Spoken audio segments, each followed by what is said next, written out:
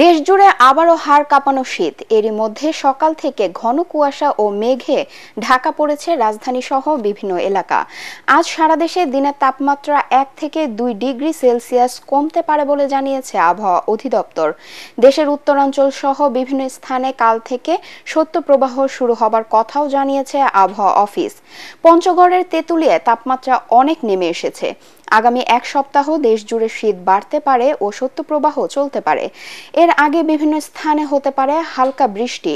এতে দেশের দক্ষিণ পূর্বাঞ্চল এবং ঢাকা ও পার্শ্ববর্তী জেলাগুলোতে তীব্র শীত অনুভূত হতে পারে বলে জানিয়েছে আবহাওয়া অফিস।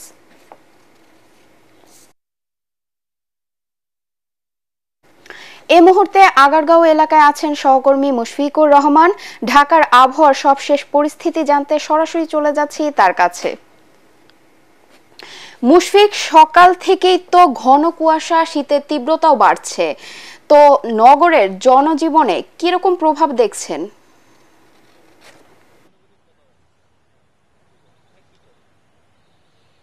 চিন্তিয়া, ঢাকার যে শীতের পরিস্থিতি সেটা কিন্তু ক্রমে আরো নাজুক হচ্ছে। সকালে যেই পরিমাণে বাতাস বইছিল, মৃদু বাতাস, সেটা কিন্তু এখন বেশ থেকে থেকে ভালোই বাতাস বইছে এবং শীতের যে অনুভূতিটা সেটা কিন্তু আরো বেশি অনুভূত হচ্ছে। শীত মোটামুটি বলাই যায় বেশ জেঁকে বসেছে শীত।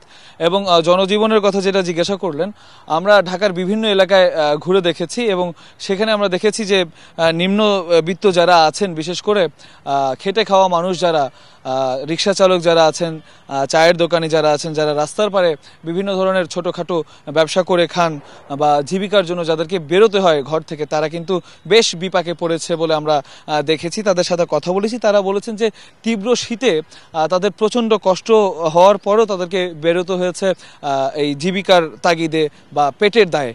তারা কিন্তু তাদের দুর্ভোগের কথা বলেছেন। এছাড়া আমরা অফিসগামী এবং শিক্ষার্থীদের সাথেও কথা বলেছি, তারা আমাদেরকে যেটা জানিয়েছেন যে শীতের কারণে বেশ দুর্ভোগে পড়েছে। এই মুহূর্তে আমি আগারগাঁয়ের আবহাওয়া অধিদপ্তরে আছি, আমরা কথা বলেছি আবহাওয়াবিদদের সাথে। তারা আমাদেরকে যেটা জানিয়েছেন যে আজকে কিন্তু সর্বনিম্ন তাপমাত্রা রেকর্ড করা হয়েছে যশোরে 12.8 ডিগ্রি সেলসিয়াস এবং ঢাকার আজকে সর্বনিম্ন তাপমাত্রা রেকর্ড করা হয়েছে 16.3 ডিগ্রি সেলসিয়াস।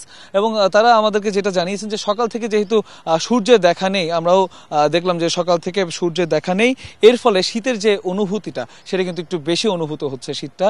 এবং সেইটা এই দিন গড়ানোর সাথে সাথে, বেলা বাড়ার সাথে সাথে কিন্তু আরও বেশি শীত জেঁকে বসার সম্ভাবনা একটা রয়েছে। কারণ আমরা সকালে যে পরিমাণে শীত অনুভূত হচ্ছিল আমাদের, এখন কিন্তু আমরা আকাশটা আরও একটু বেশি মেঘাচ্ছন্ন দেখছি এবং সূর্যের দেখা এখনো পর্যন্ত নেই।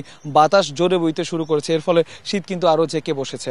আবহাওয়া অধিদপ্তর থেকে আমাদেরকে আরো জানানো হয়েছে যে 9 জানুয়ারি থেকে যে শৈত্যপ্রবাহটা শুরু হবার কথা ছিল সেটারই একটা পূর্বাভাস তারা করেছিলেন আগে এবং সেটারই কিন্তু একটা এফেক্ট কিন্তু পড়েছে আবহাওয়ার মধ্যে। এবং তারা আমাদেরকে জানিয়েছেন যে উত্তরাঞ্চলে শৈত্যপ্রবাহ শুরু হওয়ার আগে বৃষ্টি হওয়ার কথা ছিল, সেই বৃষ্টিটা না হওয়ার কারণে কুয়াশার পরিমাণটা কিন্তু বেড়েছে এবং আগামী 2-3 দিন এমনই শীত থাকবে বলে তারা আমাদেরকে জানিয়েছেন। এবং পরবর্তীতে এই শীতটা আস্তে আস্তে কমে আসবে এবং সূর্যের আলো আগামী 2-3 দিন না দেখতে পারারই একটা সম্ভাবনার কথা তারা আমাদেরকে জানিয়েছেন। চিন্তিয়া, এখনো পর্যন্ত এই ছিল আমার কাছে সর্বশেষ।